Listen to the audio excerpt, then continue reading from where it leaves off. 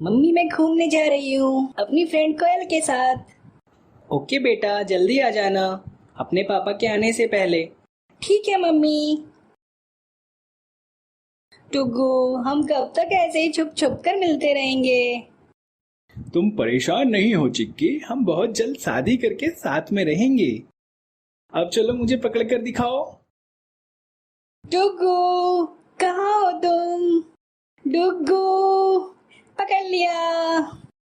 चलो आज मैं तुम्हें कुछ दिखाता हूँ। देखो चिक्की, हम यहाँ पर अपना घर बनाएंगे।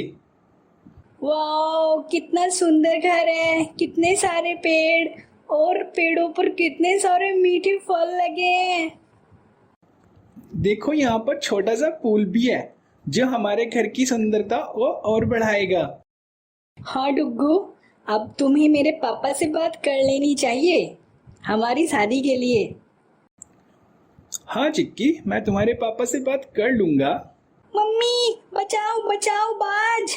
अरे डरो नहीं, ये मेरा फ्रेंड है, बस देखने आया होगा कि मैं ठीक हूँ या नहीं। अच्छा डुग्गू, मैं चलती हूँ, काफी देर हो गई है, पापा भी आने वाले होंगे। उनके घर आने से पहले मुझे पहुंच जाना होगा। अभी तो आई थी, अभी से चलने को कह रही हो। अच्छा बुद्धू, सुबह से तुम्हारे साथ घूम रही हूँ, चलो अब मैं जाती हूँ। थोड़ी देर और ठहर जा जालिमा, तू थोड़ी देर और ठहर जा। नहीं बाबा नहीं, मुझे जाना है। चलो फिर मैं तुम्हें घर तक छोड़कर आता हूँ। डुग्गू और चिक्की दोनों ऐसे ही छुप छुप कर मिला करते थे और साथ में रहना चाहते थे, लेकिन आज उन दोनों को चिक्की के पापा ने देख लिया था। चिक्की, कहाँ थी तुम अब तक? पापा मैं कोयल के साथ उसके घर थी। बेटा, मैंने तुम्हें उस लफंगे डुग्गू के साथ देखा था। बेटा, वो अच्छा पक्षी नहीं है, वो बाजों के साथ रहता है और बहुत सारे गलत कामों को करता है। बेटा, तुम्हारी उससे दूर रहने में ही भलाई है। चिक्की अपने पापा से बहस नहीं कर सकती थी, वो अपने पापा को काफी रेस्पेक्ट करती थी। ठीक है पापा, चिक्की ने शर्म से हाँ में सर झुकाते हुए कहा और अपने रूम में चली गई। और मैं तुम्हें समझा रहा हूं, चिक्की का ध्यान रखो, वो अभी बच्ची है, कोई उसे बहला फुसलाकर उसके साथ गलत ना कर दे, इसलिए तुम उस पर ठीक से ध्यान दो। चिक्की के पापा ने टूनी से कहा। उस दिन के बाद चिक्की का घर से निकलना लगभग बंद सा हो गया, लेकिन चिक्की के पास एक फोन था जिससे वह डुग्गू से बात कर लिया करती थी। हेलो डुग्गू। हाँ चिक्की, कहाँ हो तुम? काफी दिन से आ भी नहीं रही हो। डुग्गू, पापा को हमारे बारे में पता लग गया है, अब मैं तुमसे कभी नहीं मिलूंगी। नहीं चिक्की, मैं तुम्हारे बिना नहीं रह सकता, तुम्हें आना ही होगा। Please chikki, please. मैं तुम्हारा वहीं पर वेट करूंगा जहां हम मिला करते थे। एक दिन चिक्की मौका देखकर घर से निकल जाती है। ओ चिक्की, तुम्हारे बिना मैं अधूरा था, मेरा कहीं भी मन नहीं लगता था। डुग्गू, मैं घर से भाग आई हूँ, अब तुम्हें ही मेरी जिम्मेदारी उठानी होगी। ठीक किया तुमने, बिल्कुल। अच्छा, कुछ पैसे भी लाई हो या नहीं? नहीं डुग्गू, मैं पैसे वैसे कुछ नहीं लाई हूँ, मैं सिर्फ तुम्हारे प्यार की खातिर ऐसे ही चली आई हूँ। ओहो, चलो कोई नहीं, तुम यहीं बैठो, मैं कुछ इंतजाम करके आता हूँ। ये डुग्गू कहाँ चला गया मुझे अकेला छोड़कर? मुझे तो डर भी लग रहा है। एहे चिक्की।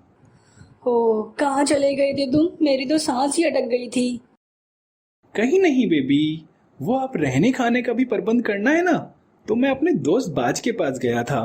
ओ मम्मी, बाज, डर लग रहा है। टुग्गू।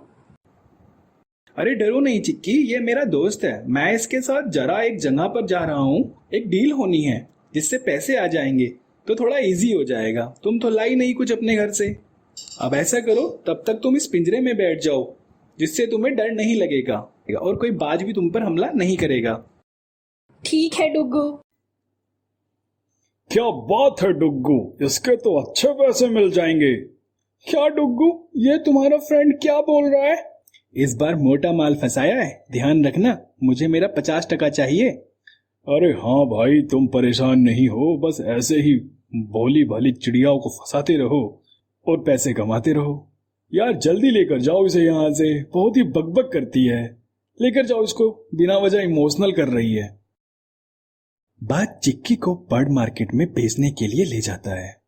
चिक्की का रो रो कर बुरा हाल था, वह रोई जा रही थी।